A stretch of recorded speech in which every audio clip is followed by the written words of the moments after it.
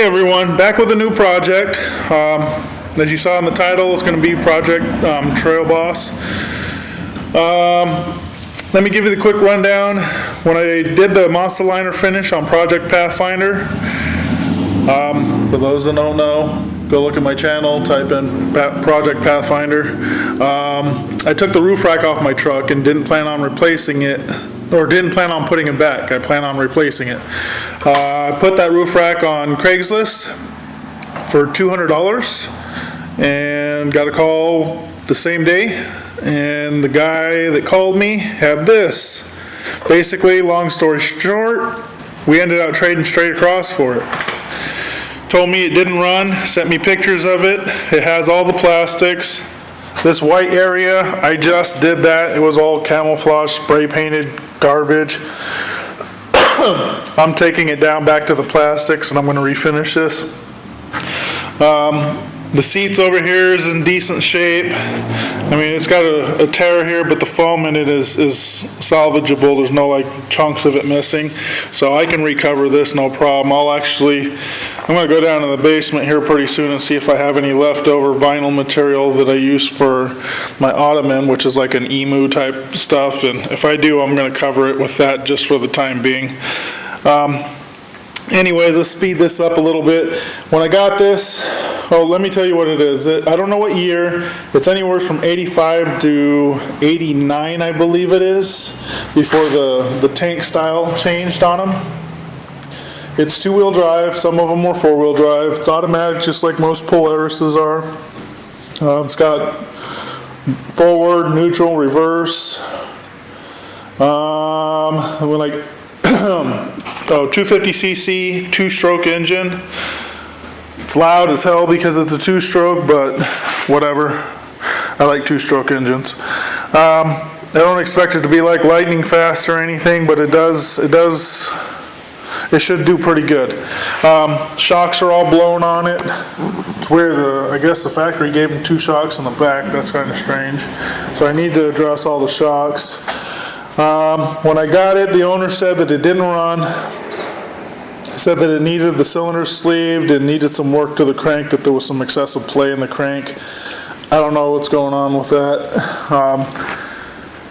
I just assumed that it was all seized up, and it wasn't. You can see here, it does turn over. It does make some noise. Let me pull this real quick. I don't know if you can hear it.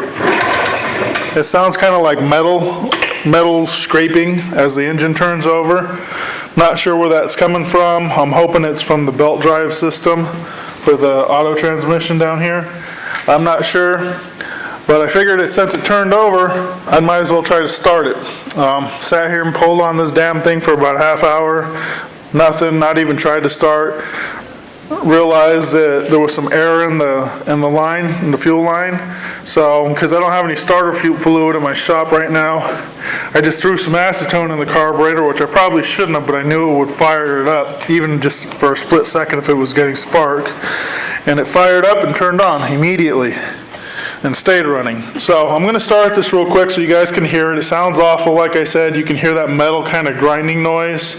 It does run though, runs rough. But let me show you real quick.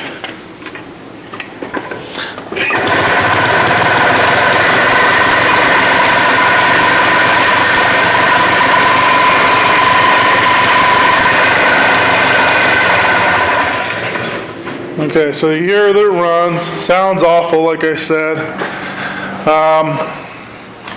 A lot of work to still do on it. I'm going to completely refinish this whole thing. It's getting tore apart from top to bottom. I'm going through every part of it. Need to get a battery on here. Need to get the electric start working. Need to get all the electrical and the brakes dealt with. Everything. So this is a long-term project. Don't expect me to start throwing money at it anytime soon because I've got other stuff that I need to take care of.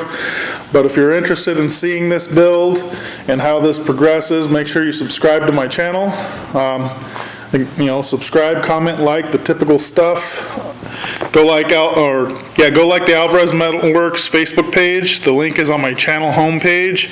It's also on my website, alvarezmetalworks.com. Link will be in the description. If you guys are familiar with these Trail Bosses, I need to figure out what year this is. The only number I can find on the frame is right here, and it is 1451695. So if that's the VIN number, and any of you guys can tell me what year this is based off that number, let me know, because it would be greatly appreciated, so I can narrow it down and find what parts I need to. Yeah, that's pretty much it. I don't want to drag this video out and ramble on any longer. So again, subscribe, comment, like. I'm hoping to have this done before spring, but we'll see, because I'm getting married next summer, so there's going to be a lot of money going towards that, and probably wouldn't be a good idea for me to throw it at too many projects. But we'll see how it goes. I know that it runs, and that's the plus side. So thanks for watching, and I'll talk to you guys later.